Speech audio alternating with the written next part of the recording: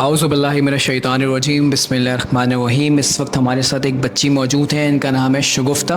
तकरीबन 6 साल कबल 2018 में सारिम बर्नी शेल्टर होम में ये आई थी। इन्हीं से पूछेंगे इनकी ज़बानी क्या वजूहात थी जिसकी बिना पे ये सारिम बर्नी शेल्टर होम में आई थी। बताएंगे आप शगुफ्ता क्या वजूहात थी और क्या दिन था वो जिस दिन आप शेल्टर होम आई थी सारिम बर्नी? 29 जुलाई थी जब मैं यहाँ पे आई थी और मेरे बाबा मुझे मारते थे, तो इसलिए मैं यहाँ पे आई थी। और यहाँ पे साईं बाबा थे, उन्होंने मुझे किस वजह से मारते थे, किस वजह जुल्म किया जाता था, आपसे ज़रा तफसील बताएं। छोटी बातों पे जैसे छोटे छोटे काम हो गए ना, मेरी उस टाइम पे इतनी एज थी, इस एज में मैंने घर भी संभाला, बहन भाई को भी देखा, अपने स्कूल को भी देखा, अपने घर बार हर चीज़ को देखा। तो इसकी वजह से अगर कोई भी काम लेट हो जाता था तो वो मारते थे। तो जब मैं यहाँ पे आई तो साईं बाबा ने मुझे संभाला, समझाया। एक अच्छे इंसान है वो। आप अकेले आई थी या कोई भी और भी आपके साथ था? मेरे 3 बहन भाई और थे। 6 साल हम लोग यहाँ पे रहे और 7 साल मुझे हो गए हैं यहाँ पे। आपको 7 साल हो चुके हैं। इस वक्त आप ज़रा बताएंगी कि सारिम बर्नी एज अ बाप कैसे थे, उन्होंने कैसा आपका ख्याल रखा और शेल्टर होम में आप महफूज थी, इज्जत के साथ ज़िंदगी गुजार रही थी? हमारी इज्जत महफूज है कई बेटियों के साथ भी। और जो साईं बाबा एक इज्जतदार इंसान है और कई बेटियों की इज्जत रखवाली कर रहे हैं। तो वो जो आपके 2-3 भाई बहन साथ आए थे वो कहाँ हैं अभी?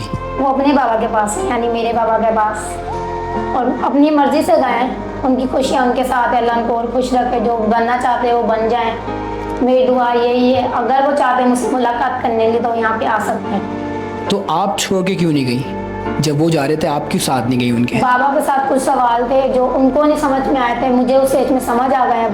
अब मैं समझदार हूँ तो मैंने उनसे कुछ सवाल किए थे, उनके पास जवाब नहीं, इसलिए उस घर में मुझसे रहा नहीं गया।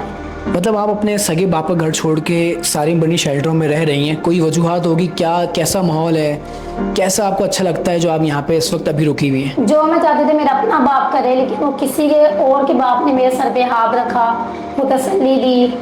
वो बाप कौन है? साईं बाबा हमारे। तो उन्हें मजबूत किया, हमें समझाया। यार मैं बोल रही हूँ तो ये उनकी वजह से बोल रही हूँ कि इतनी मजबूत उन्होंने मुझे किया। मतलब आज अपनी ज़िंदगी से आप मुतमईन हैं कि जो शेल्टर होम में आपको जिस तरह एक बेहतरीन छत दी है, एक माहौल दिया है, आपको प्रॉपर इज्जत के साथ रखा हुआ है, तो आप कैसे डिफ़ाइन करती हैं शेल्टर होम के माहौल को? बहुत अच्छा फील करती हूँ। वहाँ पे अच्छा खाना भी है, हर चीज़ अच्छी है, और भी छोटे छोटे बहन भाई हैं वहाँ पे, देखती हूँ और भी बच्चों को देख लेती हूँ। जब कोई याद आती है तो बैठ के रो भी लेती हूँ, छोटे छोटे बच्चों से खेल लेती हूँ, उन लोगों को सिखा देती हूँ।